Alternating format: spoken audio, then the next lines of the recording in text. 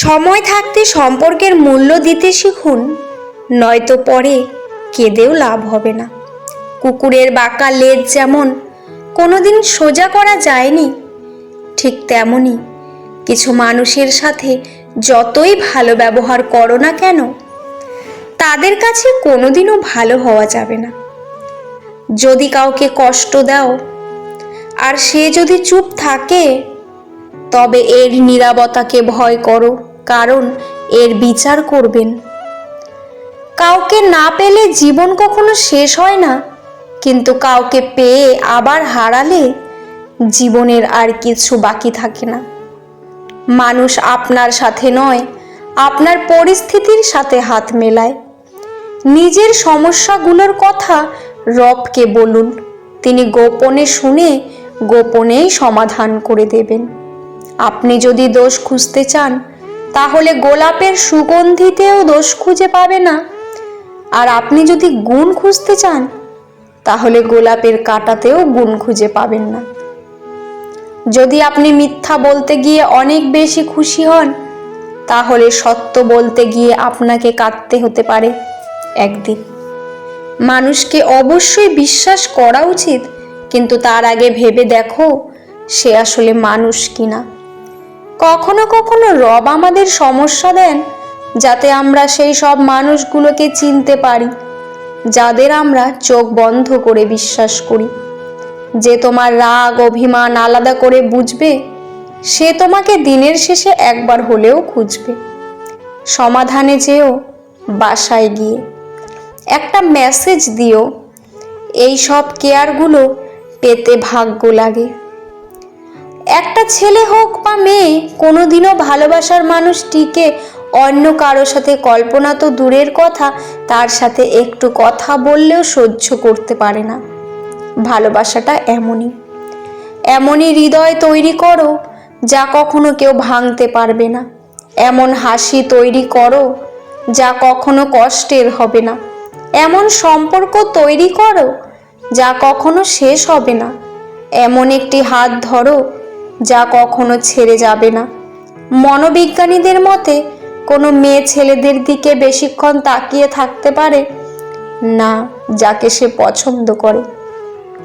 যদি তোমার বাড়ির লোক ছুটির দিন তোমাকে 10টা পর্যন্ত ঘুমাতে দেয়, তাহলে জানতে হবে তোমার ইনকাম বেশি, নয়তো তোমাকে নিয়ে তাদের আশা কম।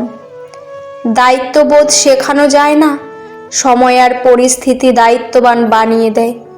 মনে আর চিন্তার বস্তু ঠিক করো, ঘরের বস্তু আপনা আপনিই ঠিক হয়ে যাবে।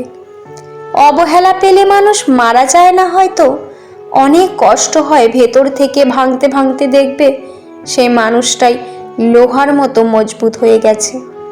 অপরাধ থাকতে আরেকটি অপরাধ না করে বরং অপরাধ স্বীকার করতে শিখুন, এতে অন্তত অপরাধ কম হবে। সৃষ্টিকর্তার কাছেও জবাব দিতে সুবিধা হবে।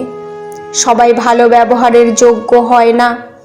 মাঝে মাঝে যে যেমন, তার সাথে তেমন ব্যবহার করা উচিত। এটা অসভ্যতার নয়, প্রয়োজনীয়তা। এখনকার ভালোবাসা পেঁপে গাছ দিয়ে ফার্নিচার বানানোর মতো, কখন যে ভেঙে যাবে কেউ জানে না। অভিমান ভালোবাসার থেকেও বড়, অভিযোগগুলো টাকার থেকেও দামি। ব্রেকআপের পর গার্লফ্রেন্ড যেভাবে বয়ফ্রেন্ডকে ইগনোর করে, সেইভাবেই নিজের জীবনের প্রবলেমগুলোকে সেভাবে ইগনোর করুন। মন যাকে চায়, কাগজে কলমে সে অন্যের হয়ে যায়।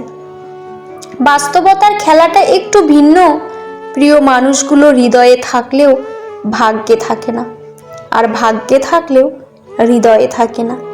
প্রেমে তুমি দুর্বল হও, তাতে কোনো ক্ষতি নেই, কিন্তু যার প্রতি তুমি দুর্বল তাকে বোঝালেই ক্ষতি। মানুষ যখন তোমায় নিয়ে সমালোচনা শুরু করবে, বুঝে নিও তুমি সকলের মস্তিষ্কের জায়গা করে নিয়েছো। লেগে থাকো সৎভাবে, স্বপ্ন জয় তোমারই হবে। যখন শব্দ বোঝাতে ব্যর্থ হয় তোমার চিন্তা আর হৃদয়ে কি বইছে, তখন নিশ্চুপ থাকাই ভালো। যতটা সহজে মানুষকে ভালোবাসা যায়, এতটা সহজে কাউকে পাওয়া যায় না। যতটা সহজে মানুষকে ছেড়ে দেওয়া যায়, এতটা সহজে ফিরিয়ে আনা যায় না। মাঝে মধ্যে আমরা যেটা চাই তাকে পাই না, কিন্তু যেটা চেয়েছিলাম তার থেকে হয়তো রব ভালো কিছু দেন, কিন্তু হয়তো তা বোঝার ক্ষমতা রেখেই মাঝে মাঝে ভীষণ মন খারাপ করি। কিন্তু মন খারাপ না করে সর্বদা শুকরিয়া আদায় করা উচিত। মানুষ মানুষকে ভালোবাসে না, মানুষ ভালোবাসার মানুষের অবস্থানকে। স্বামীর দুর্ব্যবহার স্ত্রীকে মানসিকভাবে ধ্বংস করে দেওয়ার জন্যই যথেষ্ট। সত্যিকারের মানুষ, প্রিয় মানুষ ব্যস্ত থাকলেও খোঁজ নেবে, আর প্রিয় সেজে থাকা মানুষগুলো অবসরে থাকলেও ব্যস্ততা দেখাবে। ভিডিওটি কেমন লাগলো অবশ্যই কমেন্টে জানাবেন। পুরো ভিডিওটি দেখার জন্য আপনাদের অসংখ্য অসংখ্য ধন্যবাদ। ভালো থাকবেন, সুস্থ থাকবেন। আবার দেখা হবে পরের ভিডিওতে।